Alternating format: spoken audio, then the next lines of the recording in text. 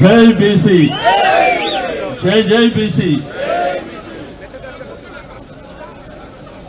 గౌరవ సభాధ్యక్షులు బీసీసీఎం పెద్దలు కుమార్ గారికి, అదేవిధంగా యాదయ్య గౌడ్ గారు, కళ్యాణి గారు, రవీందర్ గారు, చందర్ గారు, రవి గారు, నరేందర్ గారు, జగన్ గారు, మా ఎంపీటీసీ, జెడ్పీటీసీ సర్పంచులు, మరి గౌరవ పెద్దలు శాసన మండలిలో ప్రతిపక్ష నాయకులైనటువంటి మధుసూదనాచారి గారు, మా సోదరులు తెలంగాణ మరి ఉద్యోగ సంఘం నుండి నిరంతరం పోరాటం చేసినటువంటి మాజీ మంత్రివర్యులు సోదరులు శ్రీనివాస్ గౌడ్ గారికి, మా పెద్దలు మాజీ కౌన్సిల్ చైర్మన్ స్వామి గౌడ్ అన్న గారికి, గౌరవ పార్లమెంట్ సభ్యులు వద్దిరాజు రవిచంద్ర గారికి, గౌరవ శాసనసభ్యులు, మాజీ శాసనసభ్యులు, మాజీ చైర్మన్లకు, వివిధ సంఘాల పెద్దలకు, ప్రజాప్రతినిధులకు, అందరికీ మీడియా మిత్రులకు పేరు పేరున అభినందనలు తెలియజేస్తా ఉన్నాను. మరి ఈరోజు ప్రజాప్రతినిధుల సంఘం ఆధ్వర్యంలో ఇందిరా పార్క్ దగ్గర ధర్నా పెడితే ఏ పబ్లిసిటీ లేకుండా ఇంత పెద్ద ఎత్తున వచ్చినటువంటి మా అన్నదమ్ముళ్ళకు, అక్క చెల్లెళ్లకు నమస్కారం తెలియజేస్తా ఉన్నాను.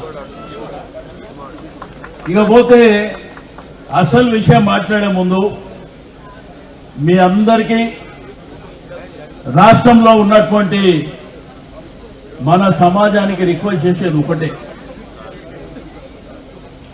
యాదవ్ల, గౌడ్ల, కుర్మల, మునూరు కాపుల, పద్మశాలిల, చాకలి, మంగలి, వివిధ కులాలకు సంబంధించిన వాళ్ళందరికీ నేను రిక్వెస్ట్ చేసేది ఒకటే, ఈ రోజు నుంచి మనము బీసీలము అనేటువంటి నినాదమే పెట్టుకొని ముందుకెళ్లాలని చెప్పి నేను ఈ సందర్భంగా తెలియజేస్తా ఉన్నాను. ఎందుకంటే మనల్ని విడదీసి రాజకీయం చేసే ప్రయత్నం, కుట్రలు జరుగుతున్నాయి. మన సమాజంలో కూడా నీది ఈ కులము, ఆ కులం అని, కానీ మనం అందరము ఒకటే బీసీ కులం అనే నినాదంతో వీళ్లకు మన సత్తా ఏందో చూపించబోతున్నామని చెప్పి నేను ఈ సందర్భంగా తెలియజేస్తా ఉన్నాను. తెలంగాణ ఉద్యమాన్ని నడిపించింది ఈ యొక్క బడుగు బలహీన వర్గాలే కదా. ఈ రోజు 100% ఉంది ఎస్సీ, బీసీ, మైనారిటీలే కదా. ఈ తెలంగాణ సమాజంలో బిడ్డ జాగ్రత్తగా ఉండకపోతే భూకంపం వస్తుంది, గుర్తుపెట్టుకోండి. ఈ బీసీ బిడ్డలు తలుచుకుంటే రాష్ట్రంలో భూకంపం వస్తుంది, గుర్తుపెట్టుకోవాలి. ఎందుకంటే మోసపూరితమైనటువంటి వాగ్దానాలు ఎవడు చేయమన్నారు మీకు? కామారెడ్డి డిక్లరేషన్ ఎవడు చేయమని చెప్పింది నీకు? ఆ రోజు మా బీసీ బిడ్డలు అడిగినరు, ఇది మోసం చేయడానికి కాదా అంటే, మాకు 125 సంవత్సరాల చరిత్ర ఉంది. పక్క రాష్ట్రం కర్ణాటక ముఖ్యమంత్రి అయినటువంటి మన బీసీ బిడ్డ సిద్దిరామయ్యని తీసుకొచ్చి ఈ రిజర్వేషన్ అనౌన్స్ చేపించి రారు. అలివిగానటువంటి హామీ 42% ఎక్కడికైనా అవుతుందంటే అవుతుందని చెప్పి నమ్మబలికి ప్రతి సంవత్సరం 20 కోట్ల బడ్జెట్ లో 20,000 కోట్లు పెడతామని రకరకాల హామీలు ఇచ్చి మా ఓట్లు దండుకొని గద్దెనెక్కిన తర్వాత మాతోని డ్రామాలు చేసేటువంటి ప్రయత్నం జరుగుతుంది. నిండు శాసనసభలో తీర్మానం పెట్టినప్పుడు, శాసనసభలో కుల గణన మీద తీర్మానం పెట్టినప్పుడు నేను ఆ రోజు ఒకటే చెప్పిన. ఆ రోజు ఎన్టీ రామారావు గారు తీర్మానం చేసిండ్రు, రాజశేఖర్ రెడ్డి గారు తీర్మానం చేసిండ్రు, చంద్రబాబు నాయుడు గారు తీర్మానం చేసిండ్రు, కేసీఆర్ గారు కూడా తీర్మానం చేసి పంపించారు. కానీ ఢిల్లీలో 9th షెడ్యూల్లో పెట్టి చట్టం చేస్తే తప్ప ఇది సాధ్యం కాదంటే ఆ రోజు హరిభరిగా సర్వే జరిగినప్పుడంట హైదరాబాద్ జంట నగరాల్లో 40% సర్వే కూడా జరగలే. స్వయంగా ముఖ్యమంత్రి గారు శాసనసభలో చెప్పిండ్రు ఇంకా 16 లక్షల మంది సర్వేలో పాల్గొనలేదని చెప్పారు. మీరు ఏ విధంగా మీరు తీర్మానం చేసి ఢిల్లీకి పంపించారు? ఒకవైపున ఢిల్లీకి పంపించిన తర్వాత ఆ రోజు కూడా మా పార్టీ పక్షాన యునానిమస్ గా ప్రభుత్వానికి సహకరించినాం. ఆ రోజు చెప్పినాం ఢిల్లీలో డెలిగేషన్ తీసుకెళ్లి ప్రధానమంత్రి మీద ఒత్తిడి తీసి మరి పార్లమెంట్ లో చట్టం చేసి మాకు రిజర్వేషన్ కల్పించాలంటే ముఖ్యమంత్రి గారు చెప్పినారు డెలిగేషన్ ని ఢిల్లీకి తీసుకుపోతాని. అతి లేదు గతి లేదు. ఇది చెల్లుబాటు కాదని తెలిసి మభ్యపెట్టే ప్రయత్నం చేసి మొన్న ఆర్డినెన్స్ తీసారు. ఆర్డినెన్స్ తీసి ఒకవైపున తీర్మానం చేసి ఢిల్లీకి పంపించిన తర్వాత మళ్ళా ఆర్డినెన్స్ ఎట్లా జరుగుతుంది?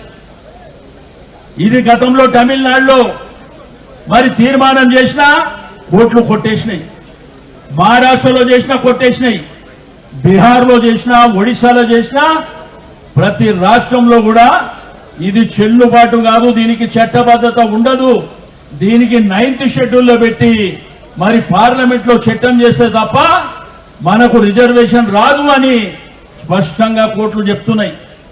అందుకే జస్టిస్ ఈశ్వరయ్య గారు కొద్ది నిమిషాల్లోనే రాబోతున్నారు.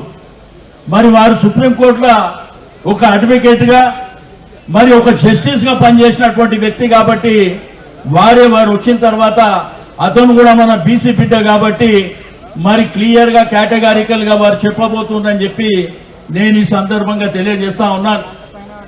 మరి మొన్ననే హైకోర్టు లోకల్ బాడీ ఎన్నికలు 3 నెలల లోపల చేయాలి, 100 రోజుల లోపల చేయాలంటే మనం గెలవలేమనేటువంటి పరిస్థితిలో మనం ఉన్నాం కాబట్టి ఇది గోల్మాల్ చేసి ఆర్డినెన్స్ పెట్టి మళ్ళీ ఇప్పుడు కొత్త డ్రామాకు తెరలేపారు. ఆర్డినెన్స్ ద్వారా సాధ్యమవుతుందంటే ఈ దేశంలో అనేకమైనటువంటి రాష్ట్రాల్లో ఎప్పుడో సాధ్యమవుతుండే. మరి వాళ్ళే చెప్తుండ్రు, నిన్న కూడా మంత్రులు మాట్లాడినరు, ఆ రోజు కూడా మంత్రులు మాట్లాడి ఏం చెప్తుండ్రు, మనకంట ఈ రిజర్వేషన్ లేని మరి కేవీట్ వేస్తారంట, కోర్టుకు ఎవరు పోదని, రెండోది రిజర్వేషన్ల ద్వారానే మనకు 42% వస్తుందని చెప్తూ మళ్ళా నేను రాజకీయ పార్టీలకు చెప్తున్నా మీరు కూడా పార్టీల పరంగా 42% ఇవ్వాలని. నిన్న అదే మంత్రులు మాట్లాడితే ఏం చెప్తున్నారు, బీజేపీ వాళ్ళు వెళ్ళి 9th షెడ్యూల్లో పెట్టిమని చెప్పి వాళ్ళే పెడుతున్నారు. అంటే మీరే కేబినెట్ లో నిర్ణయం తీసుకొని ఇది చెల్లదు అని మీకు తెలిసి మళ్ళీ ఈ రోజు వచ్చి డ్రామా చేసేటువంటి ప్రయత్నం జరుగుతుందని చెప్పి నేను ఈ సందర్భంగా తెలియజేస్తా ఉన్నాను. నేను ఒకటే ఈ యొక్క కాంగ్రెస్ ప్రభుత్వానికి హెచ్చరిక చేసేది, మాతో గొక్కున్నాడు వాడు బాగుపడినటువంటి దాఖలాలు లేవు బిడ్డ, జాగ్రత్తగా ఉండండి అని చెప్పి హెచ్చరిక చేస్తా ఉన్నాను. ఇది చిన్న షాంపిల్ మాత్రమే. ఒకవేళ నిజంగానే మేమందరం ఇట్లా సమాజంలోకి ప్రజల దగ్గరికి మా బిడ్డల దగ్గరికి రాష్ట్ర వ్యాప్తంగా వెళ్ళిందంటే ప్రతి జిల్లాలో భూకంపం సృష్టిస్తామని చెప్పి నేను ఈ సందర్భంగా తెలియజేస్తా ఉన్నాను. మీకు అడ్రస్ లేకుండా చేసేటువంటి బాధ్యత కూడా మా సమాజం తీసుకుంటుందని చెప్పి నేను ఈ సందర్భంగా తెలియజేస్తా ఉన్నాను. మేం ప్రభుత్వానికి చెప్పినాం, మేం సంపూర్ణమైనటువంటి సహకారం ఇస్తామని చెప్పినాం. కానీ గోల్మాల్ చేసేటువంటి కార్యక్రమాన్ని డెడికేషన్ కమిటీ అని అది కూడా గోల్మాల్ చేసేటువంటి కార్యక్రమం, దాన్ని 5 రోజుల 7 రోజుల లోపల కేబినెట్ లో పెట్టి పబ్లిక్ డొమైన్ లో లేదు, పబ్లిక్ డొమైన్ లో పెట్టలే, కేబినెట్ టేబుల్ చేయలే, శాసనసభలో మాట్లాడినటువంటి దాఖలాలు లేవు.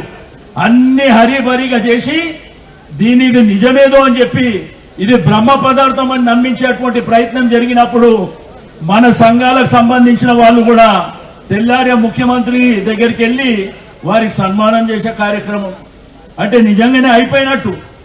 మేము ఒకటే ఈ ప్రభుత్వానికి చెప్తున్నాం, 600 అయినా మేము చెప్పేది ఒకటే, గౌరవ ముఖ్యమంత్రి గారికి చెప్పేది ఒకటే, నువ్వు ఏమి చేసుకుంటావో చేసుకో, 42% రిజర్వేషన్ ఇచ్చిన తర్వాతనే ఎన్నికలో పోదామని చెప్పి నేను ఈ సందర్భంగా తెలియజేస్తా ఉన్నాను.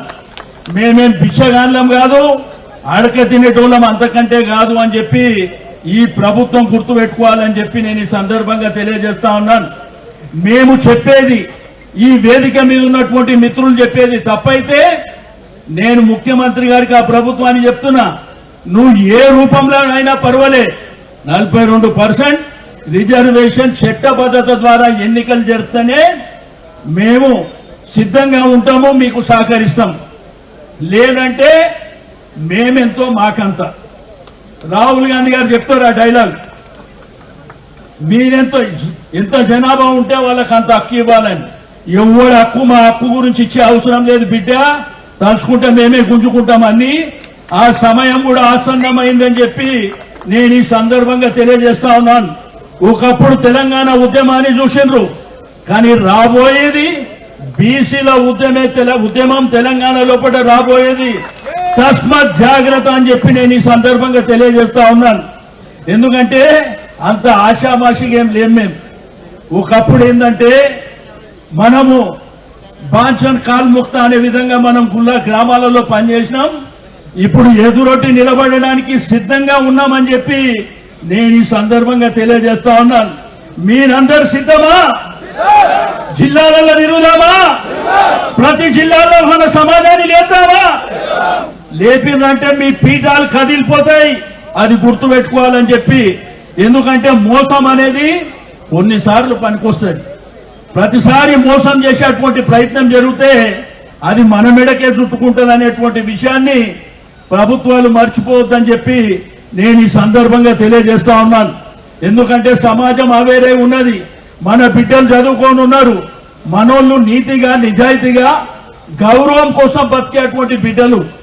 కాబట్టి మా గౌరవానికి భంగం కలిగేటువంటి ప్రయత్నం జరిగితే ఎవరిని వదిలిపెట్టే సమస్య ఉండదు అని చెప్పి నేను ఈ సందర్భంగా తెలియజేస్తా ఉన్నాను. నేను అదేవిధంగా ఈ రోజు ఉన్నటువంటి మా మిత్రులకు, రాష్ట్రంలో ఉన్నటువంటి మా సమాజానికి నేను చెప్పేది ఒకటే, తప్పకుండా చైతన్యవంతమైనటువంటి సమాజం మనది. తప్పకుండా మనం పోరాటం చేద్దాం, అన్ని విధాలుగా పోరాటం చేద్దాం. ఇప్పుడు 42% ఇవ్వకపోతే రాబో రోజుల్లో నీ అధికారమే మేము గుంజుకుంటాం బిడ్డ, జాగ్రత్తగా ఉండండి అని చెప్పి నేను మరొకసారి తెలియజేస్తూ సెలవు తీసుకుంటాను. జై బీసీ, జై బీసీ, జై బీసీ.